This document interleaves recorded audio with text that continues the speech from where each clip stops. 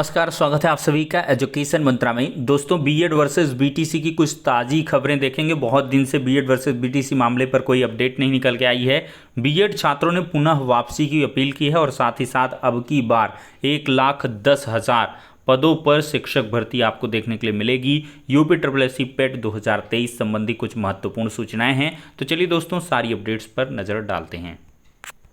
तो दोस्तों, देख सकते हैं अखिल भारतीय बीएड एकता मंच क्षेत्रीय विधायक संग्राम यादव को ज्ञापन सौंपा। तो अखिल भारतीय बीएड एकता मंच के नेतृत्वकर्ता हरिकृष्ण यादव जी के सानिध्य में आज माननीय विधायक संग्राम यादव को ज्ञापन के माध्यम से यहाँ पर बीएड छात्रों की तमाम समस्याओं से अवगत कराया गया है। उन्होंने कहा कि इस मुद्दे को सदन में भी उठाऊंगा। विधायक जी ने कहा कि इसमें बीएड छात्रों की कोई गलती नहीं है। क्षेत्रीय विधायक ने कहा कि हम सब आपके साथ हैं। बीएड के छात्र भारत सरकार के राजपत्र के आधार पर डिग्री धारित किए थे, इसलिए सरकार को न्यायालय में खुद पार्टी बनना चाहिए और सरकार ये कहे कि इसमें बच्चों की कोई गलती नहीं है। भारत सरकार के राजपत्र के माध्यम से ही बच्चों ने बीएड की डिग्री हासिल की।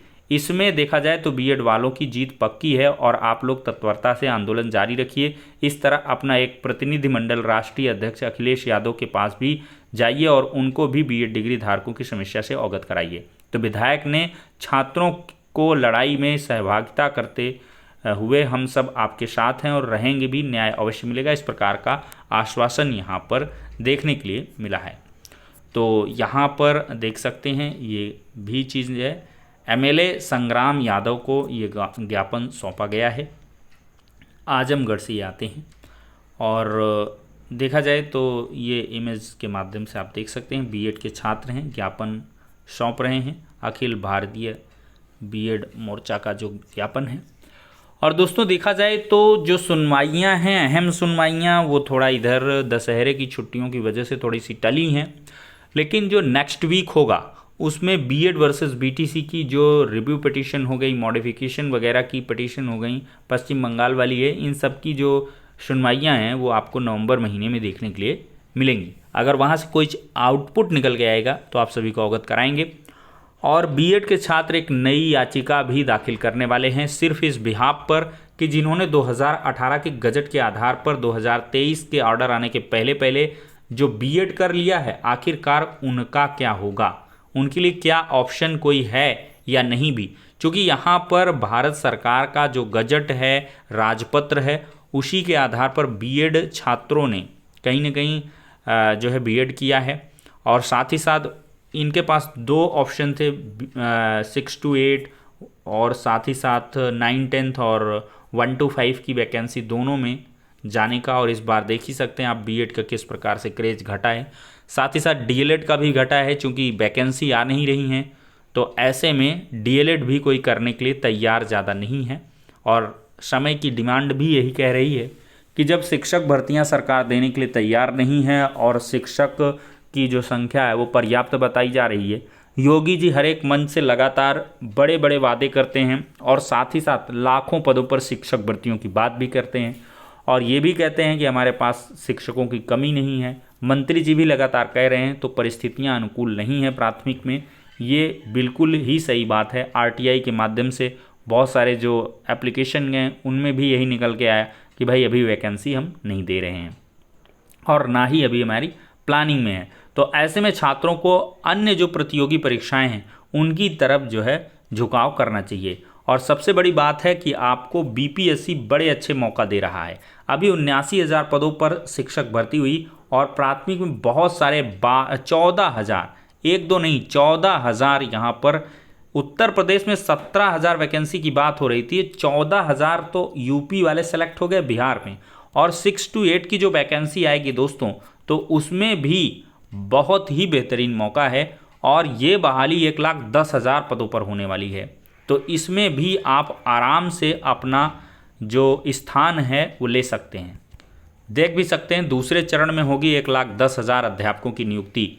पहले चरण की अधियाचन में शामिल किए गए थे 69,692 पद। बीपीएससी ने पहली बार 6वीं से 8वीं के लिए 31,982 अध्यापकों की नियुक्ति करेगा और इन 31,982 पोस्ट पर आप अप्लाई कर सकते हो।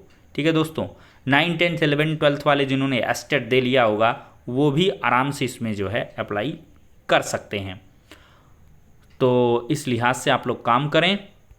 बाकी दोस्तों, अतुल प्रसाद जी का एक बड़ा स्टेटमेंट आया है, बीपीएससी अध्यक्ष हैं, और इन्होंने ट्वीट के माध्यम से जानकारी दी है कि पूरक परिणाम 1 से अधिक बार जारी होंगे।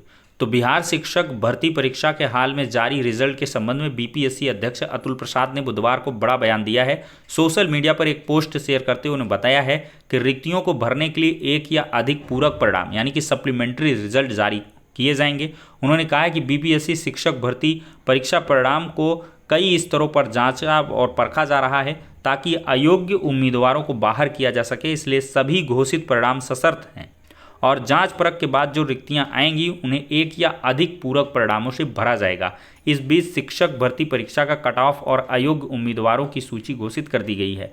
जल्द ही भाषा के पेपर की OMR सीट भी अपलोड कर दी जाएगी।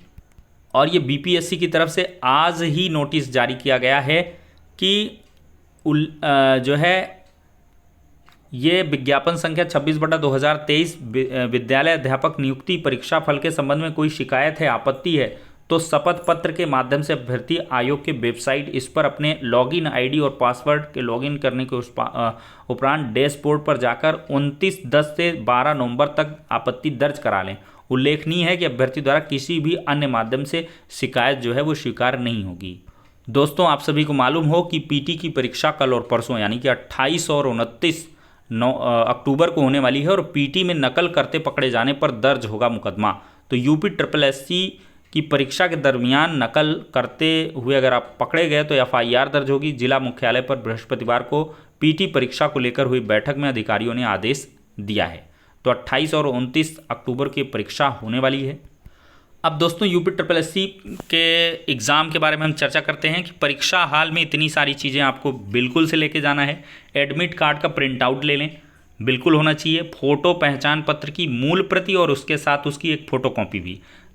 मान लिया आपने DL लिया, ड्राइविंग लाइसेंस लिया, पैन कार्ड, आधार कार्ड, कुछ भी ले रहे हैं तो आप उसकी ओरिजिनल कॉपी और एक फ़ोटोकॉपी ले लें। अपने 2 पासपोर्ट साइज फ़ोटो ले लेंगे जिसके पीछे आपका अपना नाम और रोल नंबर लिखा होना चाहिए। काली या नीली बॉल पॉइंट पेन यानी कि जो डॉट पेन होती है उसको आपको लेके जाना है। आयोग के अनुसार परीक्षा समय में किसी भी प्रकार की हाथ की घड़ी जो है आपको नहीं ले जाना है। परीक्षा के दिन आपको ध्यान देना है कि आयोग के अनुसार परीक्षा केंद्र पर 2 घंटा पहले पहुंचना है और गेट परीक्षा शुरू होने के 30 मिनट पहले बंद कर दिया जाएगा। परीक्षा देते समय क्या ध्यान देना है, OMR उत्तर पत्रक पर अपना अनुक्रमांक व पंजीकरण संख्या जो कि प्रवेश पत्र में उल्लिखित होगी। परीक्षा केंद्र कोड 5 अंकों का जिसमें पहले 2 अंक जिले के हैं प्लस 3 अंक सेंटर कोड के हैं। प्रश्न पुस्तिका का क्रमांक, परीक्षा तिथि, पाली आदि सभी प्रविष्टियों को सावधानी पूर्वक काले या नीले बॉल पॉइंट पेन से भरें।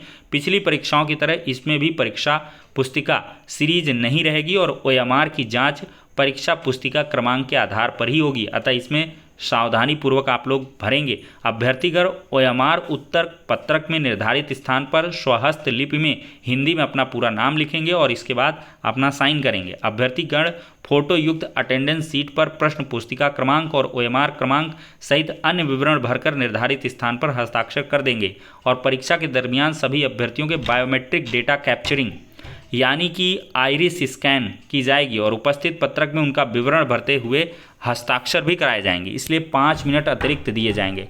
परीक्षा समाप्त होने के उपरांत दोस्तों OMR उत्तर पत्रक की मूल प्रति और कोषागार प्रति को जमा करके तृतीय प्रति यानी कि अभ्यर्थी की प्रति एवं प्रयुक्त प्रश्न पुस्तिका अपने साथ ले जा सकते हैं। तो ये दोस्तों पूरी डिटेल आपको शेयर कर दी गई है। इसके आधार पर आप लोग अपनी सारी तैयारियां यूपी SSSC के संबंध में कर लें। और दोस्तों, इस यूपी SSSC पेट 2023 के एग्ज़ाम के आधार पर बहुत सारी आपको वैकेंसी निकट भविष्य में देखने के लिए मिलने वाली हैं, जिसमें लेखपाल की भर्ती बहुत ही अहम है।